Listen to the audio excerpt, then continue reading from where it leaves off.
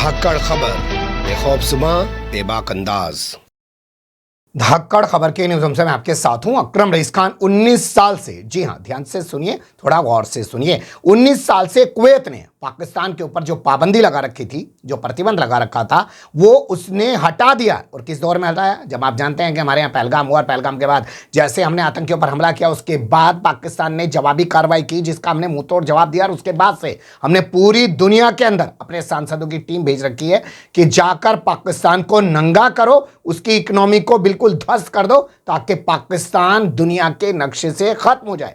उस दौर में कुवैत ने 19 साल से लगी हुई पाबंदी को हटा लिया है। उस दौर में कुवैत ने 19 साल से लगे हुए प्रतिबंध को हटा लिया है। तो क्यों ना 56 इंच का सीना रखने वाले संस्कारियों पर सवाल खड़ा किया जाए। यही नहीं, यूएई जो हमारा बड़ा अच्छा व्यापारिक दोस्त है और वहां जाकर खूब वल्ला हबीबी किया जाता है, या यहां बुलाकर उनको खूब वल्ला हबीबी किया जाता है, उन्होंने भी पाकिस्तान को 5 साल के लिए एक मामले में बड़ी राहत दे दी है। सवाल यहां पे पैदा हो रहा है कि हम इतने बड़े देश हैं, इतना बड़ा लोकतंत्र है, हमारा इतना बड़ा व्यापार कारोबार है, लेकिन हमें नजरअंदाज करते हुए या हमारे बराबर लाकर कैसे पाकिस्तान को खड़ा किया जा रहा है। और हमारी 56 इंच का सीना फुलाने वाली सरकार सिर्फ बहरूपियों की तरह कपड़े बदलकर डायलॉग बाजी करती हुई नजर आ रही है। यही नहीं, जो सांसद इन्होंने भेजे थे दुनिया भर में घूमकर जो है पाकिस्तान को बेनकाब करने के लिए, वो वहां पर जाकर टूरिस्ट स्पॉट्स की तरह अपने सोशल मीडिया अकाउंट्स पर फोटो अपलोड करके एंटरटेन कर रहे हैं। जैसे आपने देखा होगा, वो गई थी एबीपी न्यूज़ वाली चित्रा त्रिपाठी,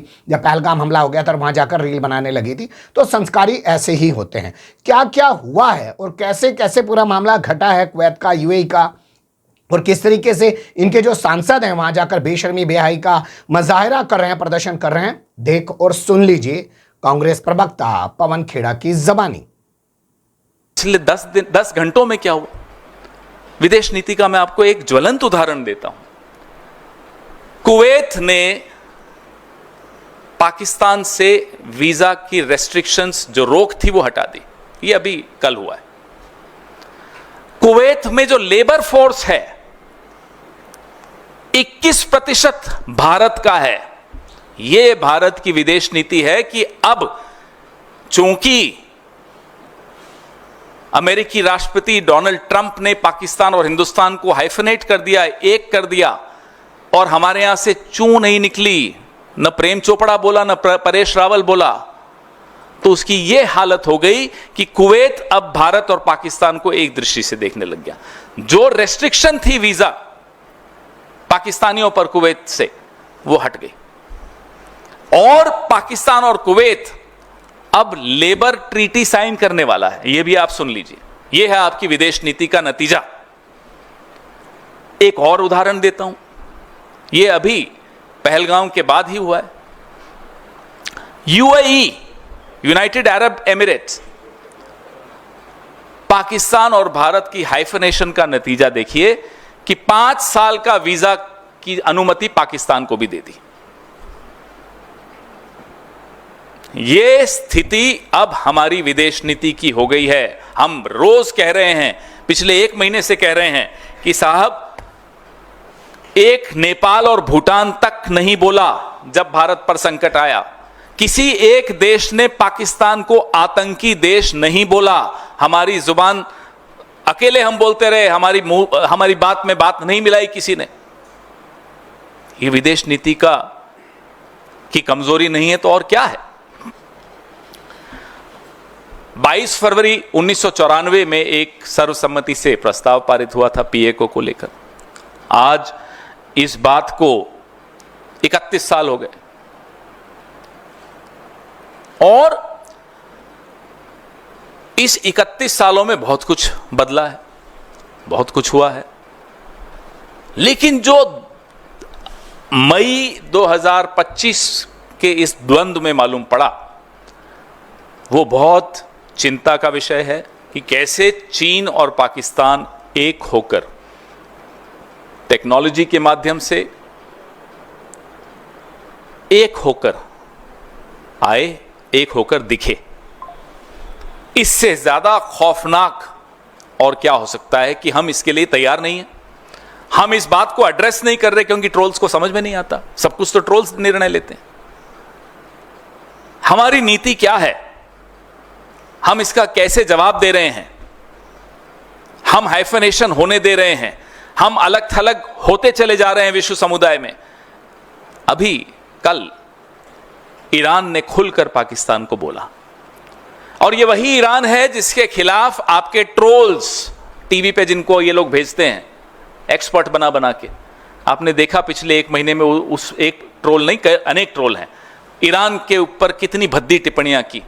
ये वही ईरान है जिसमें दशकों की मेहनत सरकारों ने की, कांग्रेस की सरकारों ने की और सरकारों ने की, कि आज भी वो पाकिस्तान को खुलकर उसने चुनौती दी कि आप आतंक को शरण देते हैं। और कोई, न नेपाल न भूटान, छोड़ दीजिए, कोई नहीं आया।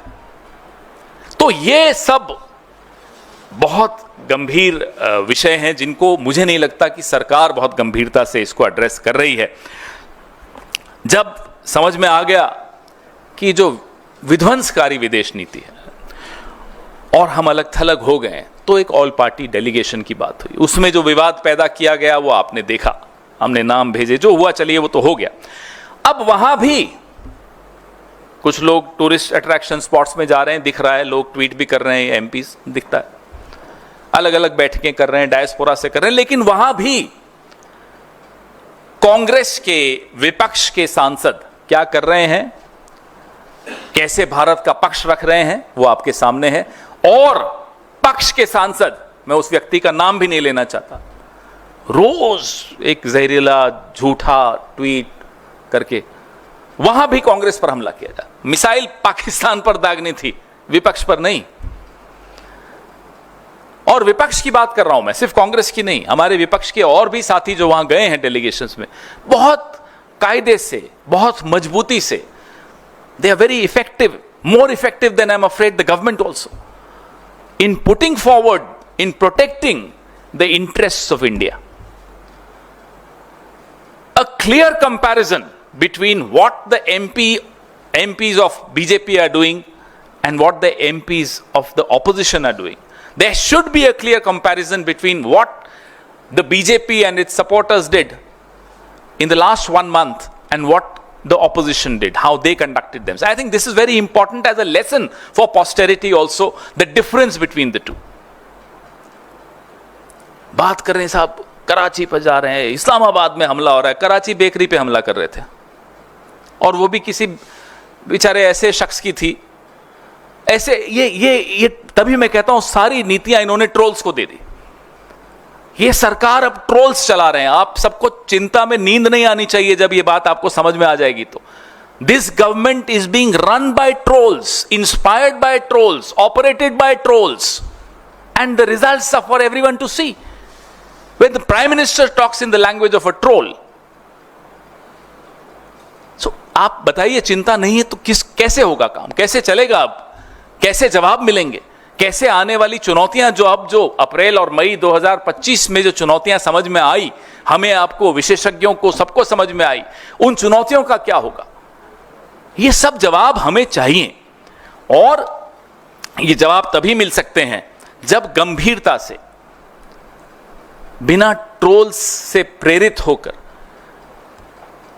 बात हो, विशेषज्ञों से बात हो, सरकार को समझ में आए कि साहब यहां हमारी कमजोरी रही है विदेश नीति की, और जिनसे सीखना है उनको आप ट्रोल कर रहे हो। इंदिरा जी को ट्रोल कर लेते हैं साहब, इंदिरा जी को कोई ट्रोल कर सकता है? पाकिस्तान के मामले में आपने देखा उन्होंने क्या किया, भूगोल बदल दिया, और ये चले उनको ट्रोल करने। तो ऐसे लोग जो सरकार में बैठे हैं, मुझे नहीं लगता कि उनसे हमें कोई उत्तर मिल सकते हैं। वो इन चुनौतियों का सामना भी कर सकते हैं, क्योंकि संकट की घड़ी में उनका परीक्षा हुई उनकी, और उस परीक्षा में, माफ कीजिएगा, ये सरकार फेल हुई। सुन लिया आपने, छोटा सा वीडियो है 6 मिनट का, अगर आपने विस्तार से सुना होगा तो हर पहलू आपके सामने आ ही चुका होगा। लेकिन सवाल पूछे कौन? क्योंकि नया रूप बनाना है, नया बहरूपिया बनकर सामने आना है, और नई डायलॉग बाजी करनी है, और दल्ला मीडिया तो बैठा ही है दिखाने के लिए सब कुछ। बने रहेगा धाकड़ खबर के साथ। कमेंट्स के रूप में आप लोग अपनी राय दे सकते हैं, खबर को लाइक कर सकते हैं, चैनल को सब्सक्राइब कर सकते हैं, और ज्यादा से ज्यादा हमारी खबरों को शेयर कर सकते हैं। फिर ऐसे ही किसी सुलगते हुए या उलझते मुद्दे लेकर मैं आपके सामने हूँगा हाजिर। फिलहाल अभी मुझे दें इजाजत।